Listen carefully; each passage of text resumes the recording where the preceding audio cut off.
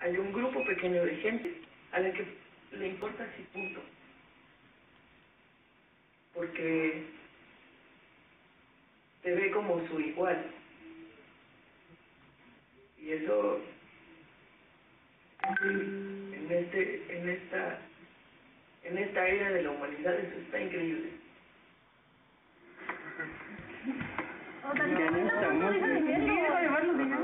No, que no quiero que ¿Para dónde ibas?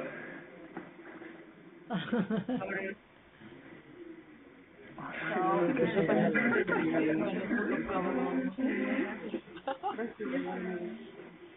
¿También? Más o menos. ¿Y qué onda? No te preocupes, ese güey lo grabó y ahí lo va siguiendo. Ojalá que lo cargue mañana. No, ni yo, güey. Lo que surgió en el proyecto fue algo que no me esperaba. Fue sorprendente para mí descubrir que en las 4 obras en las que estuvimos involucrados, no se repitió mi historia. En las 4 obras, los chicos fueron respaldados y me hace sentir muy feliz saber que existe otro mundo, otra posibilidad, saber que la historia puede ser diferente y que no todos tienen que pasar por esa experiencia que yo viví. Estoy muy contento con el resultado que tuvimos.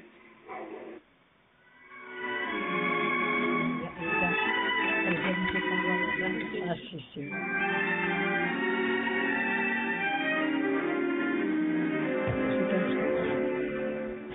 Es de película política americana.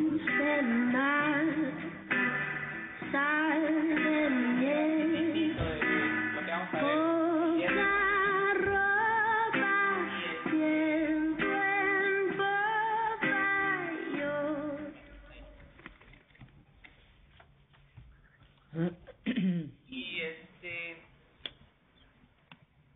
ahí. Ajá. Y bueno, pues eso es todo por parte de mi presentación.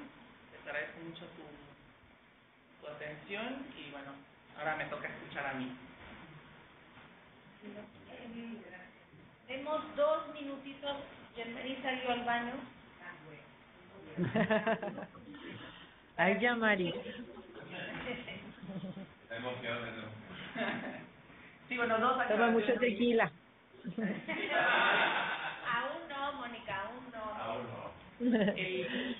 Las escenas de Teatro Invisible están subtituladas. Ahora no pudimos verlos porque el reproductor no agarra los subtítulos, no previmos ese detalle. Y se veía un poquito pausado, pero en realidad es la transmisión del video, pero corre ligero. El viernes ya se va a presentar todo y con los subtítulos para que podamos escuchar todos, porque es muy interesante algunas frases que dicen los espectadores en las escenas. Bueno, ahí creo que el viernes lo veamos bien, la versión extendida. Sería bueno aclarar quiénes son las personas que hablan en su cámara después. Sí. ¿Son actores? Sí, eso no lo vi pensar, claro. Una cinta por lo menos dice. Sí, es verdad. Sí, Tú como director, claro, lo voy a ver. Claro, sí. Vale, lo voy a ver. Pero acláranos, hay una mujer, hay un hombre ¿quiénes son ellos? ¿Son actores? Sí, el primero, el señor, es él fue el observador encubierto. Que de hecho hay una parte donde dice, cuando se acaba la escena, dice, no te preocupes, este güey de allá los grabó. Era porque era el observador, ustedes no lo estaban viendo. La interpretación del grupo es que, como ahora está muy de moda que la gente empieza a grabar, ¿no? Cuando pasa algo, lo toman como si fuera un... Y la es un chico, de unos vecinos el segundo, ¿sí? Que actuó de la obra y bueno, cuenta un poco su experiencia ahí en la escena. Sí. Bueno, ya estamos completos. Tocaría ahora, ¿les parece escuchar a Pilar y a Mónica? Es Pilar, yo estoy de observador, acompañante pero y como parte de MISAC y como por eso, Pilar ha leído, es lectora, Bueno, yo simplemente quería decir, no sé si me escucháis? ¿Sí? Pues bueno, la primera impresión que tengo evidentemente viene mediatizada por la lectura del trabajo en la primera y en la segunda versión, porque la parte escrita siempre es importante, no solamente para el lector, sino también para el miembro del tribunal, como decimos en España, y yo creo que de alguna manera lo que ya observé, anoté y comenté en esa primera lectura y que dije en mi informe, lo mantengo en su totalidad, pero añado toda una serie de cualidades que han sido aportadas por lo que es la defensa del trabajo de investigación. Entonces, hay algo que me parece importante y es que como autor de este trabajo de investigación te tuteo porque en España te tutearía, tienes una capacidad que no es muy común en el autor de un trabajo de investigación, es que de alguna manera mantienes una distancia científica frente al trabajo que propones y es un trabajo que no es fácil, que no es común en el medio académico, y yo hablo desde el punto de vista de la historia cultural, porque es un trabajo que va mucho más allá, que rompe fronteras que no solamente son de tipo temático, sino también de tipo metodológico. Y entonces a ese nivel se imagina uno que el autor de ese trabajo de investigación que tengo aquí impreso, que es impresionante, va a tener o va a estar evidentemente impulsado por una subjetividad cuando evidentemente hace esa propuesta que tú acabas de hacer. Entonces, es curioso porque yo al escucharte en ningún momento me da la impresión de que era un analista externo al trabajo. Y eso es algo que es digno de encomio desde mi punto de vista, porque cuando se hace una tesis, un trabajo de investigación, ese yo no es simplemente el yo de escritura, es el yo me implico en un trabajo de ese tipo todavía más.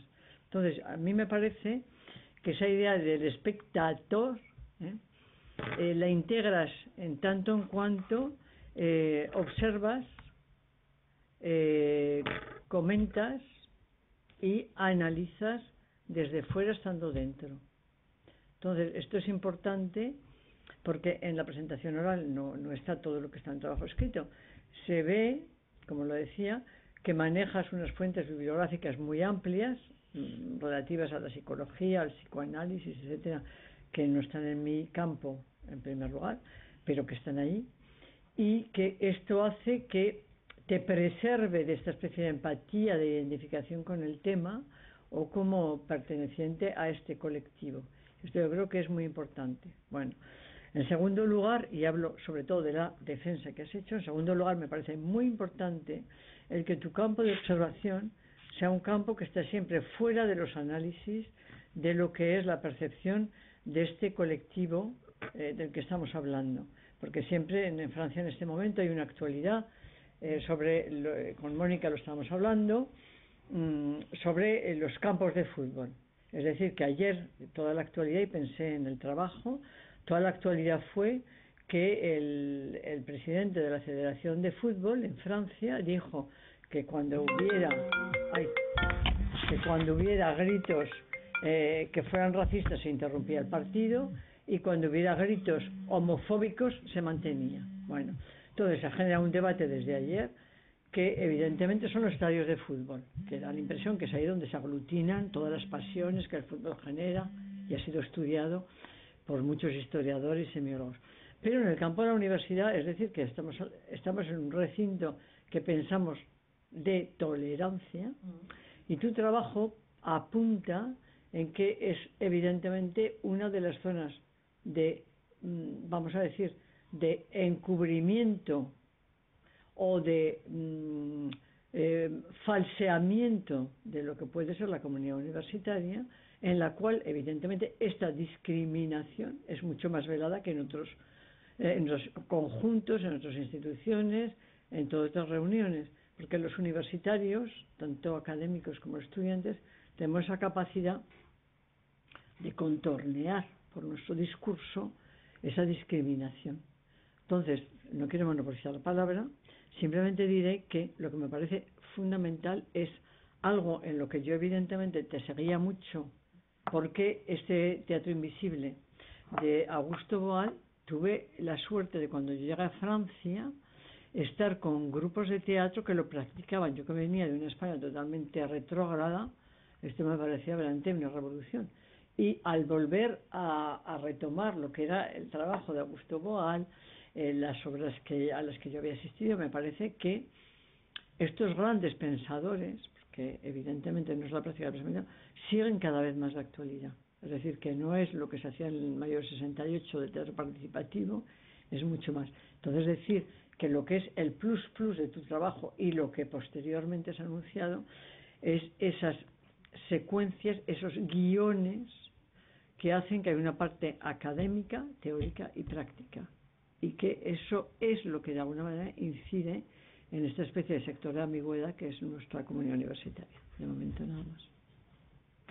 Te felicito, pero no te quiero felicitar antes de que termine el acto. Sí, que me hiciste pensar en lo de esa paradójica distancia que manejé en la investigación. Yo pienso que es porque yo trabajo en la clínica psicoanalítica, ejerzo desde hace algunos años el psicoanálisis en el consultorio, y allí trabajamos una especie de lo que llamamos de descentralización, pero es en dos vías. Hay un primer momento en el que estamos inmersos, sintiendo inconscientemente el inconsciente del otro, que está frente a nosotros, y es bien importante reconocer lo que nuestra presencia y nuestra experiencia allí está jugándose en la clínica, es decir, nos tenemos que incorporar a esa ecuación, y en un segundo momento, que es el momento de hacer la clínica, tomamos distancia y podemos, con cierta distancia de la experiencia vivida, empezar a pensar lo que sucedió. Entonces, tal vez eso fue lo que sucedió, que como a eso me dedico, lo apliqué, digamos, de alguna forma esa técnica psicoanalítica de los dos tiempos, ¿no? El primer tiempo es de estar, de sentir, de registrar, y un segundo tiempo de pensar, ¿no? Nosotros cuando hacemos la clínica no estamos pensando en el momento de la sesión, pensamos después. Entonces a lo mejor por eso se ve así la tesis, ¿no? Porque creo que llevé, sin darme cuenta, ese estilo. Luego quería decir en el ejemplo, o sea, entre las observaciones que haces del malestar, porque a lo mejor una especie de agresividad que puede venir también, o esa especie de no querer mirar, que es otra forma, no querer intervenir. Yo lo he sentido cuando en clase de cine proyecto, sobre todo películas del periodo de la transición, que son las más atrevidas, entre comillas, los años 70, 80, 90, en que hay directores como Eloy de la Iglesia, no hablo de Almodóvar, y Manuel Uribe con una película de Flor de Otoño, en que habla precisamente del transexual y tal, de otra manera, porque Almodóvar de alguna manera va a barroquizar ese tipo. Bueno, los alumnos tienen una actitud de una risa nerviosa constante, o sea, y algunos retiran la mirada de la pantalla, cuando lo mismo que hace, porque allí sí que se están besando, hay secuencias que son muy sugerentes y muy explícitas,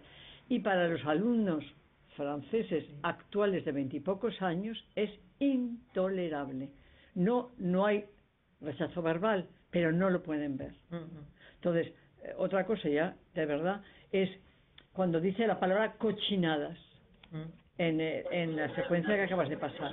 Es genial porque la palabra cochinada es una palabra utilizada por la Iglesia Católica, hablo de España, en que está ligada a la noción de feo, de sucio y de pecado. ¿Entendido? O sea, etcétera. Yo pienso que aquí hay algo importante a nivel de la educación, que yo creo que la educación católica, hablo del caso de esa España que es dominante católica. Vale, todo eso, y me ha sugerido muchísimas más cosas, pero las dejo para mis compañeros. Sí, claro. Lo que me parece importante es pensar, por ejemplo, en las escenas, la gente se empezaba a retirar cuando empezaba la agresión. Es decir, las muestras de afecto llevaban 3, 4 minutos y la gente no se iba. Se iba cuando empezaba la agresión, ¿no? Entonces eso nos hace pensar en cierta tolerancia, ¿no? Es decir, a las expresiones, pero no a la violencia. No es como una salida, pues da para pensar. Ahora estoy pensando, pues, no está esto último en el escrito, pero me hace pensar lo que está diciendo Pilar. Sí. Gracias. Mónica, quisiera hacer algún comentario, no quisiera omitirse, aunque no sea formalmente. No, es que realmente yo no he leído el trabajo de Germán, es solamente, bueno, la apreciación que podría tener desde su presentación, su defensa.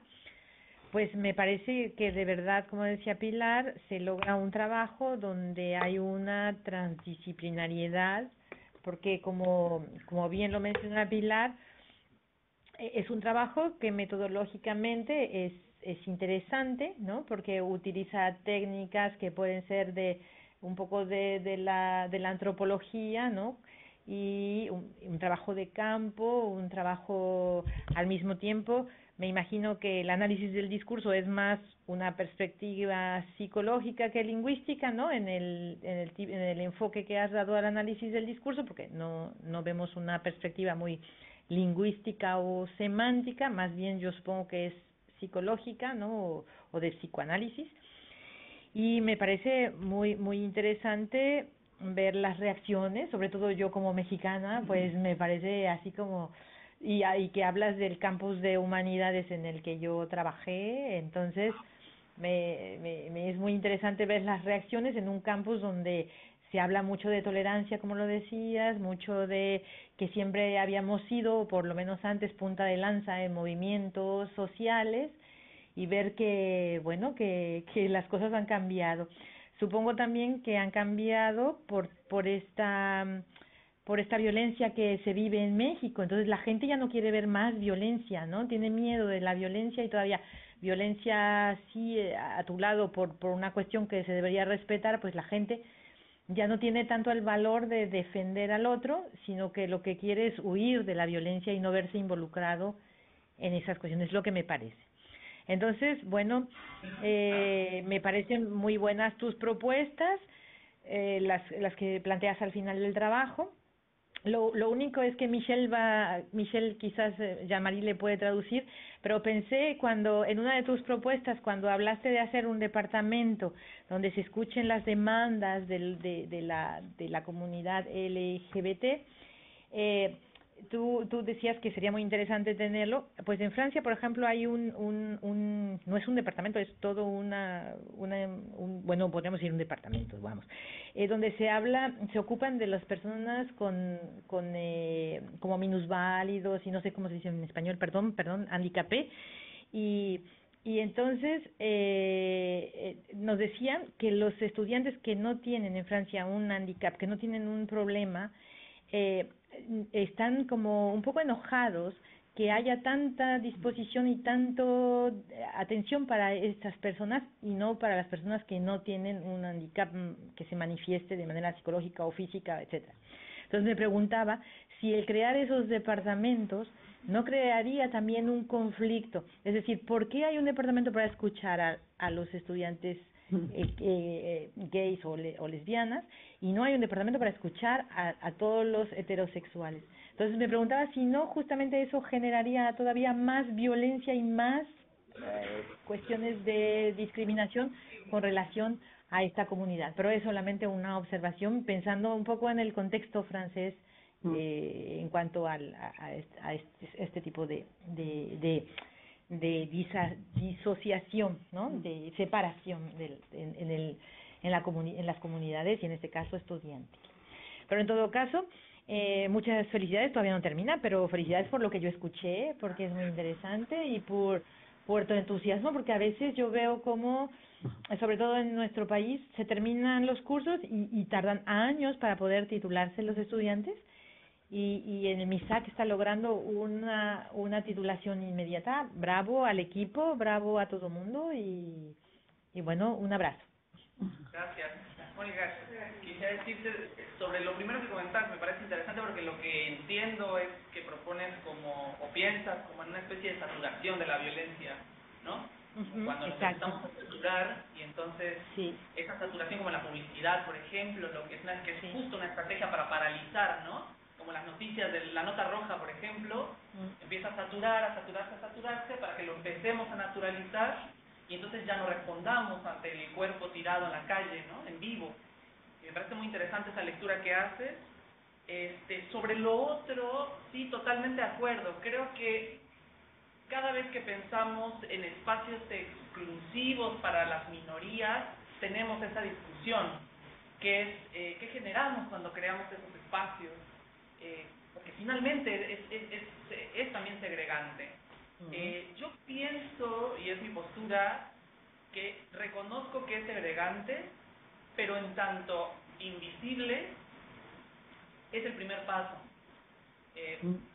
Para que utópicamente haya el día en que ya no se necesiten y entonces se barra con esos muros que se han construido, pero que son muros que se construyen para proteger temporalmente a las personas, como la clínica de la mujer, por ejemplo, ¿no? O sea, ojalá algún día los hospitales fueran totalmente generales y las mujeres no tuvieran que acudir a un hospital de la mujer o a una dependencia de denuncia de la mujer, pero en tanto todavía no hay derechos garantizados, se construyen esos muros protectores, yo diría, con miras a poder derribarlos algún día. Entonces yo creo que son momentos, ¿no? Tal vez hay.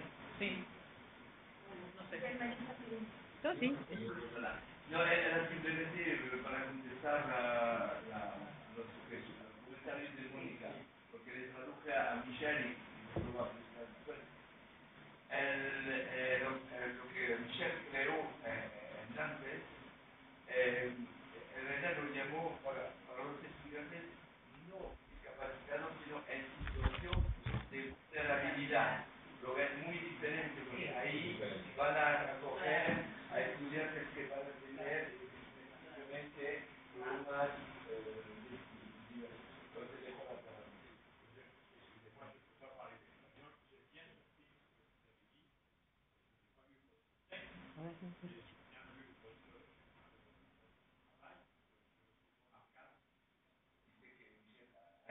Aunque no habla español, un trabajo y lo encontré a lo igual.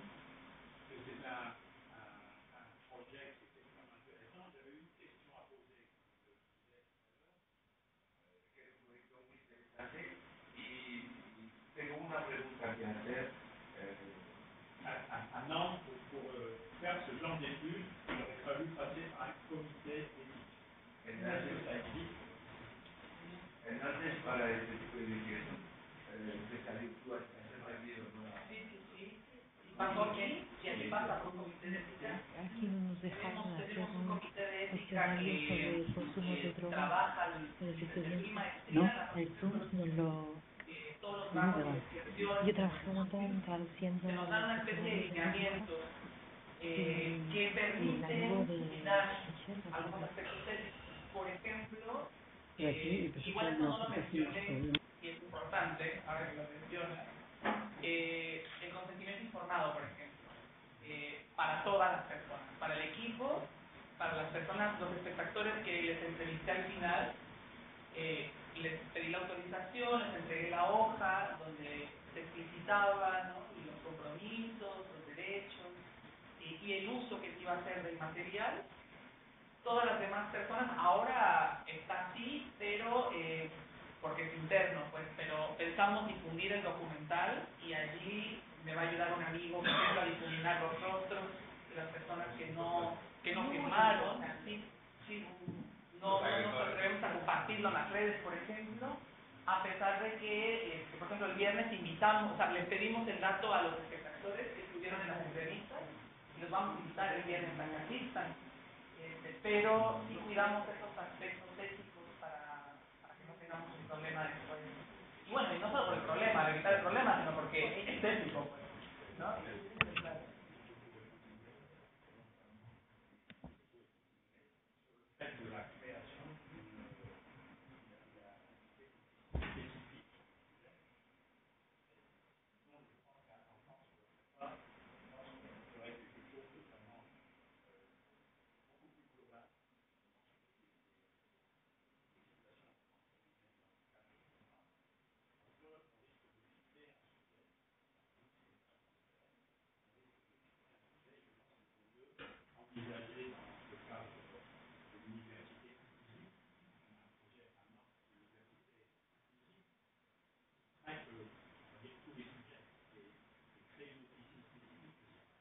Y solamente quiere terminar, Michelle, diciendo que allá ahora hay una reflexión sobre una tema global, inclusiva, en que este tema que tú tocas podría tener en medio de otros temas.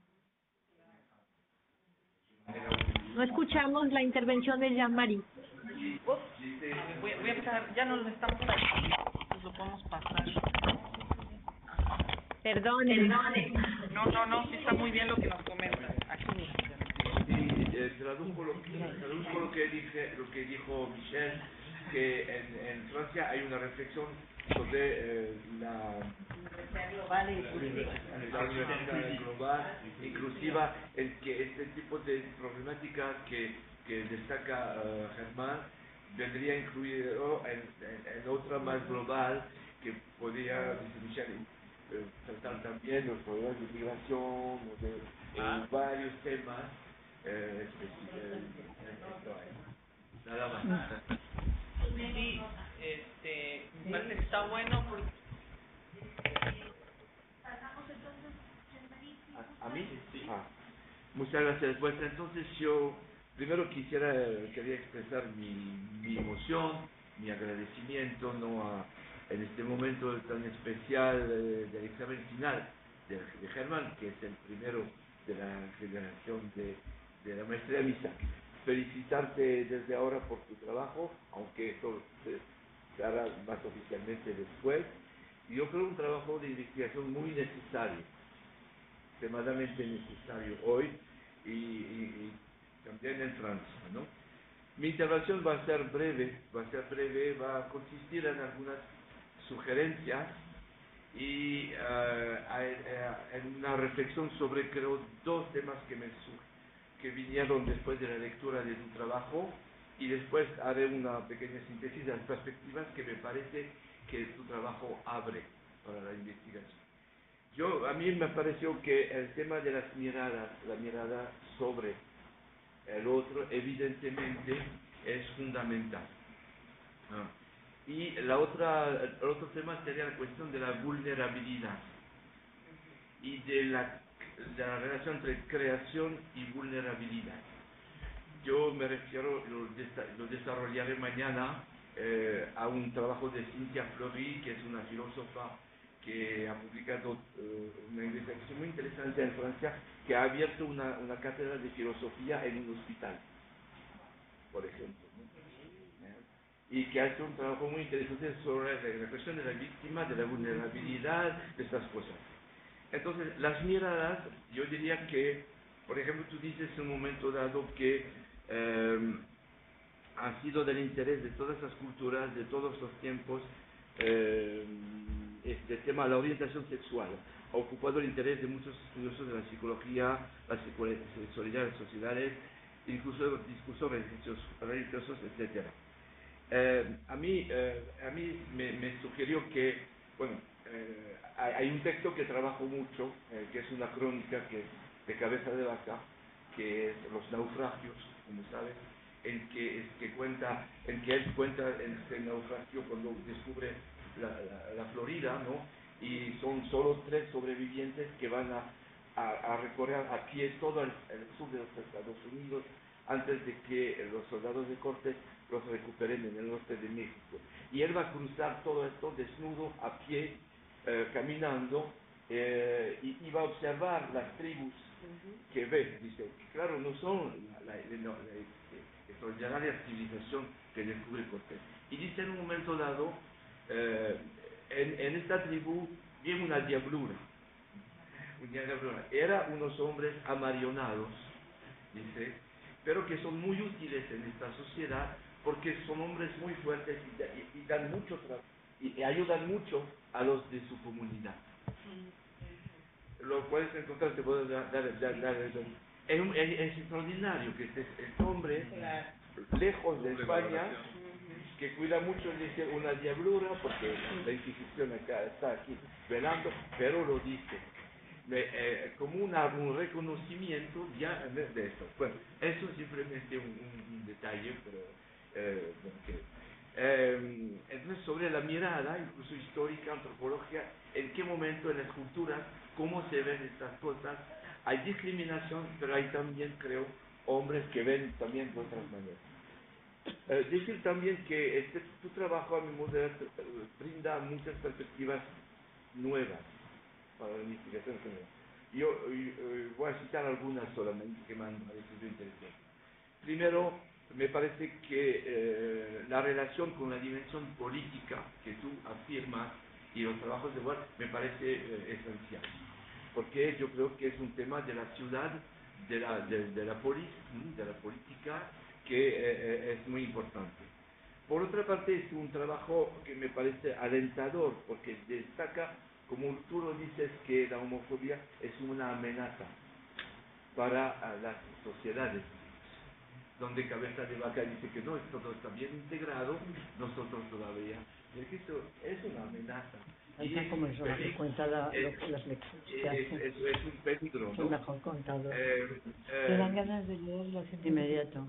No sé si me oyen, ¿no? ¿Me oyen? Las oímos mucho si Estamos oyendo. platican. Alejen el micrófono, por favor.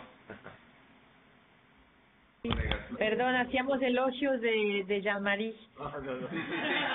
Para nada. Podemos decir el elogio. Háganlo mejor de Cabeza de Vaca. Precisamente. Es un elogio académico de la manera como cuenta las lecturas. Te da ganas de leer. Bueno, sí. Entonces, no, y un trabajo que yo creo que se podría formar parte de la historia de las mentalidades. Como lo definieron los trabajos, los investigadores de la nueva historia en Francia, abriendo este espacio de la historia de las mentalidades, de la evolución de las mentalidades. Y sería particularmente pertinente. 2 o 3 puntos para terminar. La cuestión de la sororidad me pareció extremadamente interesante.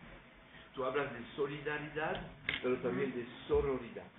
Y yo creo que esto va abriendo un camino muy interesante desde esta perspectiva. Y de ahí hago un salto al último tema que quería, entre otros, pero podremos platicar después, que me parece interesante desde el punto de vista de la investigación, en la cuestión de la lengua. Solidaridad, sororidad. Pero tú creas neologismos, espectadores, por ejemplo, ¿no? Y yo creo que es un trabajo que genera una creación lingüística, una reflexión sobre la creación verbal.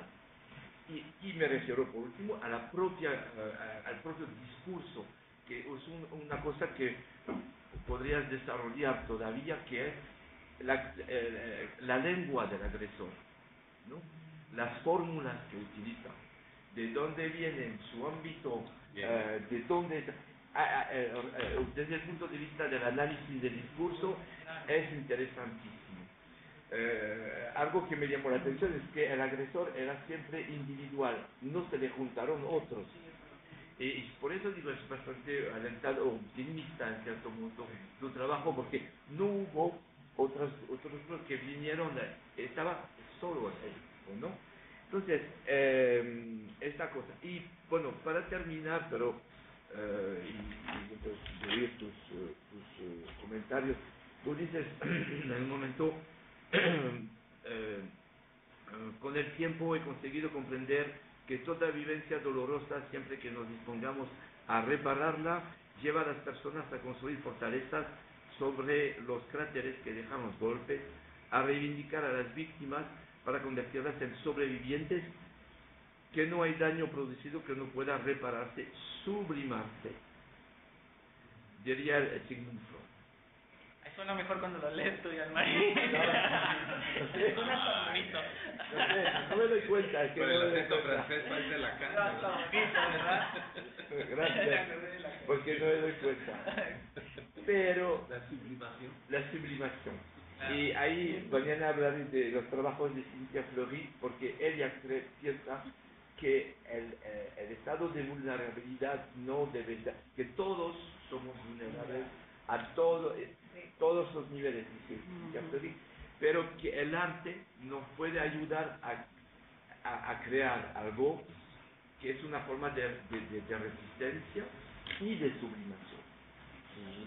Lo resumo mal, pero es mucho más fino su análisis, pero que es un trabajo muy importante, y yo creo que se integra también dentro de esta perspectiva. Me abre mucho la perspectiva, Jean-Marie, como hacia lo interseccional, tal vez, como lo que comentaban también hace un momento, ¿no? Como empezar a inscribir este tema, tal vez lo tengo bastante alienado de otras perspectivas, ¿no? Ahora que lo estoy pensando, más apuntando hacia la inclusión, o sea, este tema pertenece a un grupo más diverso y grande de atención, y sobre lo que dice sobre el arte y el poder del arte para los procesos de duelo, de reparación. Una de las actrices decía, ¿no? Cuando terminaba la función, además es muy impactante lo que nos pasa cuando estábamos en función, la atención de todos nosotros, porque estábamos cuidando mucho, además en los ensayos previmos N cantidad de posibilidades, entre ellas que se sumaran al agresor. Entonces teníamos mucho miedo de que pasara, porque cuando en los ensayos nos sumábamos al agresor, las víctimas decían, qué horror, se siente espantoso, o sea, es aplastante, ¿no? Entonces terminaba la función y queríamos más, ¿no? Me acuerdo que las compañeras y los compañeros decían, vámonos a otro consultar. Claro, y ya cuando nos sentamos a hablar, una chica decía, no me vuelve a pasar que yo no intervenga en una situación. O sea, me doy cuenta de lo importante que es, porque ya lo viví de este lado, ¿no? Entonces le construye algo nuevo ahí, haber vivido, atravesado por la experiencia del teatro invisible, a ella como actriz. Entonces me parece que sí, que las artes nos dan esa posibilidad. Gracias. A ti. Felicidades. Bueno, sí, continúo yo entonces. Pues primero, también, igual que mis colegas que me antecedieron, felicitarte. Muchas gracias también, Lisette, por invitarme a leer el trabajo de Germán. Yo conocí a Germán, fui su maestra en el Seminario de Metodología de la Transdisciplinariedad 2. Entonces es un gusto de leer tu trabajo y compartir, ¿no?, lo que ha suscitado en mí, en esta relación contigo y con la lectura. Y también reconocer de manera muy, muy puntual este logro de la amistad, de en este tiempo tener un graduado, porque eso es muy importante para un programa de maestría en la Universidad Veracruzana y en cualquier universidad. Es muy importante en vías para a lo que sigue, que es entrar a un padrón de programas de calidad. Entonces, eso contribuye, y estoy también muy honrada de estar participando en este programa. Bien, lo primero que quiero compartir es que coincido en una temática que vaya hacia la inclusión. Eso es lo primer punto que coincido, porque hay cuando uno hace un trabajo, pues son temas que nos apasionan, que nos han atravesado en nuestra experiencia, en nuestra historia de vida, y algo tenemos que decir. Pero el opus de enunciación, es decir, de dónde me posiciono para hablar de discriminación, de hostigamiento a inclusión, marca un parámetro quizá distinto. Y ahí la transdisciplinariedad, pues es una metodología como tú la utilizaste, ¿no? Como tú estamos intentando encontrar cómo construir una metodología de la transdisciplinariedad que responda a los requerimientos de que un campo disciplinar como la psicología solo, o como el arte solo, o como la salud, no nos da esta mirada de complejidad que requieren temáticas como lo que tú estás estudiando, ¿no? Entonces, o sea, en tu trabajo están los grados de involucramiento, ya lo mencionaste también, ¿no? Cómo te involucras con esta temática. Y esto me lleva a recordar dos cosas. Primero, me recordaba anoche que estaba terminando de leer, ¿no? Esta idea de Silvia Rivera Cusicanqui, que es una, no es colombiana, boliviana, una mujer boliviana, que trabaja mucho sobre la perspectiva de colonial, ¿no? Entonces, ella dice, sí, Rivera Cusicanqui, sí, no, es, ¿en qué lugar de la cadena colonial te ubicas? Todos estamos en la cadena colonial. ¿En cuál lugar estás? ¿Y esto qué tiene que ver con la discriminación? ¿Qué tiene que ver con la violencia hacia las mujeres, hacia los hombres? ¿En qué lugar de esta cadena y cómo desde nuestro lugar no reproducimos? Y te voy a comentar algo que es una observación. Cuando yo vi tu escena del teatro y decir, puso dos hombres, o sea, lo entiendo desde tu planteamiento que tú lo estás poniendo y no es hacia ese nivel. O sea, quiero hacer como mi observación en otro nivel, bueno, en otro ámbito, es ponen dos hombres. ¿Por qué? Porque los hombres son los que agreden. Claro, estamos partiendo también de un... Pero estamos reproduciendo una manera también de esto que decía Michelle, ¿no? ¿Cuáles son nuestras miradas? ¿No? Entonces, no es que es negativo, o sea, no se trata de eso, ¿no? Sino que, ¿por qué? Porque no hay vacunas para no discriminar. O sea, estamos siempre inmersos en este proceso, ¿no? Entonces, ¿cómo? Preguntarnos siempre, ¿en qué lugar de la cadena colonial estoy? Justo, no es que no voy a reproducirlo, pero para ser cuando menos visible todos estos procesos, ¿no? Considerarlo, o sea, desde donde estoy parado y desde donde estoy pensándolo, que sea parte de la consideración. Sí, me refería a esto para que tú hablaras un poco de esta parte, comentaras un poco brevemente de este locus de enunciación, porque yo veo, por ejemplo, tú y tu temática, tú y el equipo, tú y el trabajo escrito, tú y este momento. Todo esto es una relación sujeto-objeto que está generando algo. Entonces, ¿cómo este locus de enunciación pues, tiene que ver con tu historia de vida, con tus experiencias, con todo lo que está ahí presente y cómo se relaciona esto con una mirada inclusiva, en donde no me aparte, sino me incluya?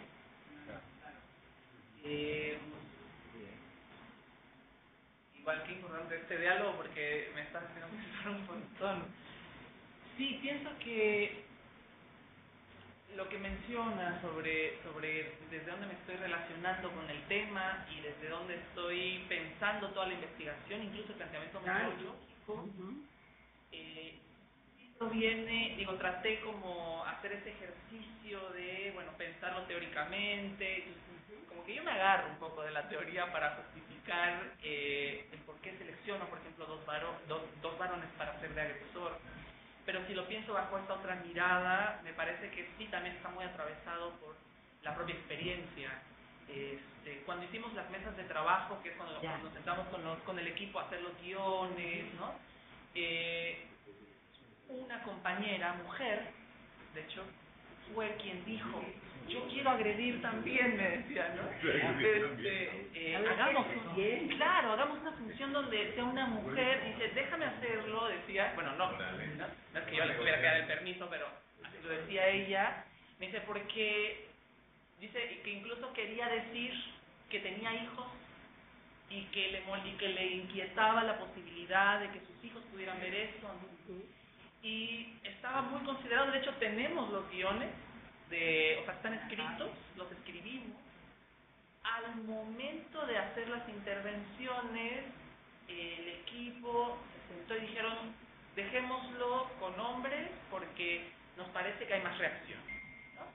Y entonces dejamos de lado esa posibilidad que sin duda habría sido muy rico, ahora que ya me había olvidado que había pasado esto, porque pasó muchos meses, pero sí estuvimos a nada de que sucediera, que fuera una compañera también agresora, pero al final decidimos que no, pero sí es importante. Claro, y los datos, o sea, no es importante hasta en el momento que es, o sea, a lo mejor cuando estaba planteándose era importante, así tiene una justificación, en ese momento, o sea, lo que se devela en el propio proceso, por eso decía, son varios momentos, tú y tu protocolo, tú y tu trabajo, tú y el equipo, tú y el trabajo escrito, y cómo articulas la teoría, cómo estás. Entonces hay muchos logros en tu trabajo, es solamente lo que en el proceso va metiendo y lo que en el lector, en la lectora, te provoca, ¿no? Esta lectura, que es lo que yo quiero compartir. Otra cuestión también importante desde una perspectiva transdisciplinaria es esto que tú llamas como la experiencia viva, y sí lo quiero resaltar como algo, no son datos lo que tú trabajas, ¿no? Y no es que esté bien o mal que haya datos, no. Es una perspectiva transdisciplinaria con una metodología que pone el acento en una noción con la realidad de una manera multidimensional y multicompleja. No habla de acumular datos, habla de la experiencia viva, porque es un conocimiento vivo, no un conocimiento in vitro, ¿no? Entonces, esta experiencia viva me parece que es algo muy importante, ¿no? De cómo para sé que vas a hacer un doctorado o escucho, y tu siguiente trabajo es cómo seguir proponiendo que en los procesos lo que importa es lo que sucede en ese momento, es la experiencia viva la que va a trastocar todas las diferentes niveles, ¿no? Entonces, y a veces, claro, en la formación hay este sentido de decir, bueno, ¿dónde están los niveles de realidad? Como yo les decía, ¿dónde está el tercero oculto? ¿Dónde está el tercero incluido? Sucede, es lo que sucede en el proceso, y no es necesario nombrarlo, ¿no? Entonces, si tú dices el tercero incluido, que no está en el machín, si soy solamente machín, no soy, ¿cómo diríamos? Aliado, digamos. Aliado, ajá, pero como en una persona, soy machín y soy solidario, y entonces, ¿y qué aparece ahí? Ahí está esa, entonces no es o machín, o no machín, ¿no? Entonces y eso es inclusión también, porque si no vemos solamente o las mujeres de una manera, o los hombres, o las mujeres lesbianas, o los hombres gays, o las mujeres gays, es decir, los vemos de una manera, pero de esa perspectiva es cómo estamos construyendo esta noción también de género, y eso es una parte pues muy importante de tu trabajo que contribuye y que hay que seguir como explorando, ¿no? También me acordé de Michel Foucault con su trabajo de historia de la sexualidad, ¿no? Las relaciones de poder, cómo están inscritas en la manera en que ejercitamos nuestra sexualidad de una manera u otra. Las representaciones sociales de Moscovici, también pensé, ¿no? En todo este trabajo que hay en la escuela francesa, hacia la representación de esto, ¿no? Como para futuras exploraciones. A mí me ocupó mucho la perspectiva de Foucault en el tema del discurso. Yo me estuve preguntando toda la investigación. De entrada, en el momento en que yo me decido interesarme en este tema, yo estoy tomando control sobre eso y estoy queriendo decir que tengo algo que decir al respecto. Entonces ahí voy con mucho cuidado, porque ahí se está ejerciendo un poder ya. Desde una posición académica a lo mejor, no sé. Y sobre todo el discurso que pretendo producir con esto también es bien, con mucho cuidado, pues por eso con las conclusiones soy lo más cuidadoso posible, justo para no polarizar, por ejemplo, ¿no? Para no tender hacia la reproducción o la inversión de la víctima victimario, ¿no? Entonces, sí.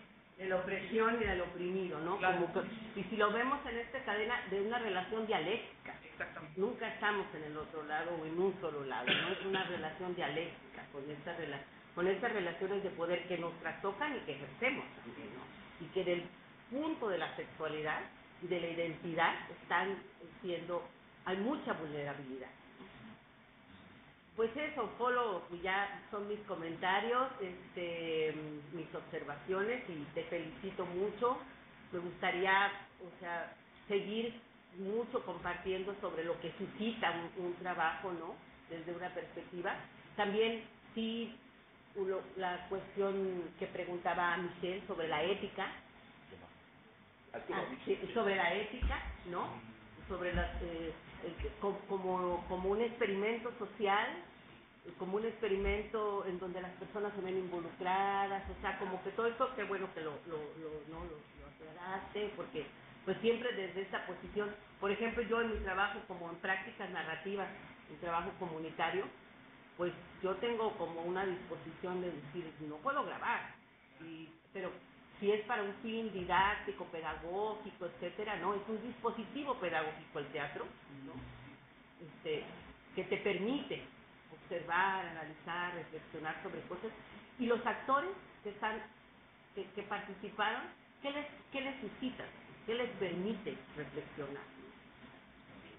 Solo como aclaración, ¿sí? Un dato curioso más bien, ¿sí? Es en clase de la doctora que yo decidí lo del teatro invisible, así que muchas gracias, porque su metodología de enseñanza y aprendizaje posibilitó que de hecho fue en una discusión con mis compañeros, ¿no? Que estábamos, yo decía, ¿cómo lo hago? Sé lo que más, ajá, y está ahí, aterrizó, así, muchas gracias a usted también.